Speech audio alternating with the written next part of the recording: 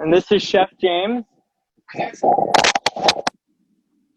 morning, guys. Welcome to Esther's Kitchen.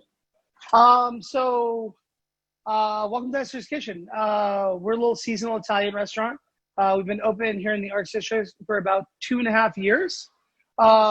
We love our neighbors. We love our community. We're super excited that Donald is doing this with you guys and Scott at LVCVA. Always been amazing people to help our restaurant get going. Rule number 1 right now with the coronavirus, don't die. It's pretty awesome. Come on in, guys. Let me tell you about the space. So we're a full service restaurant. We have full liquor license, amazing seasonal cocktails, a crazy Amaro selection, which is great. And we like to have fun with people and let them try a bunch of different stuff they've never had before. The picture over here on the wall, this is the Venice Fishing Pier. And this is actually a photo that I took with my camera. And they say if you can ever leave the beach, because I lived right here, that you got to take something with you. And so I took that picture. And now it's up on the wall here at Esther's.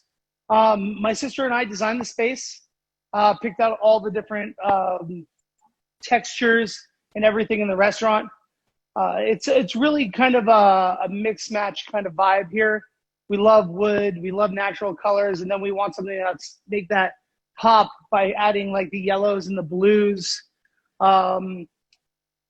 Basically, in the mornings, we'll be breaking down whole animals on the pass here.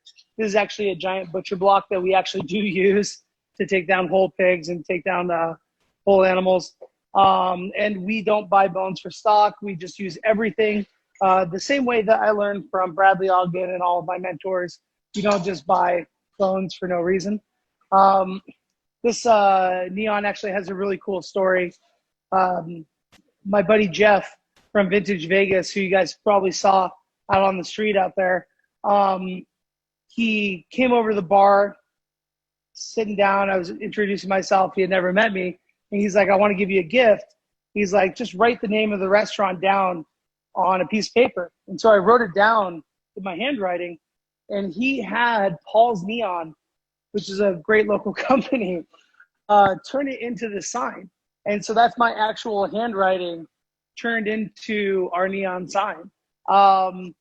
Capacity of the restaurant inside is maxes out about 65. Obviously in COVID times, we're about 37. Front patio seats about 20. Usually we're down to about 15.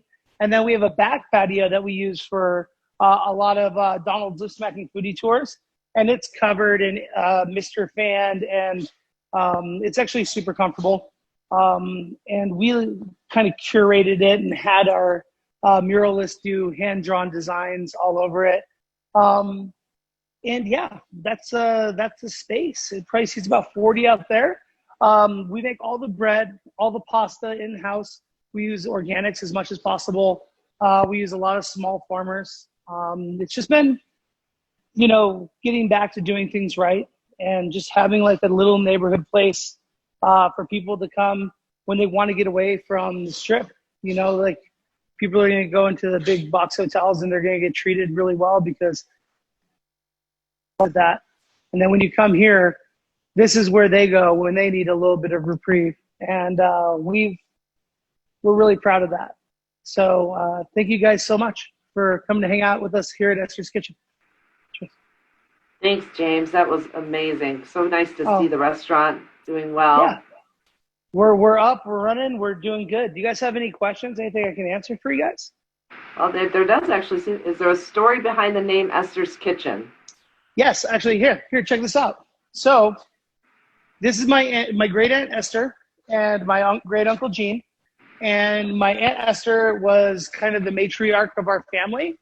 And she was the person who, I saved to go to CIA, to go to culinary school. And I worked really, really hard, but I did not have enough money. And so when it came time to write that check to help me pay for like my books and my dormitory and stuff like that, she actually stepped up and wrote the check and helped me do that. And all throughout her life, she always wanted me to open my own restaurant.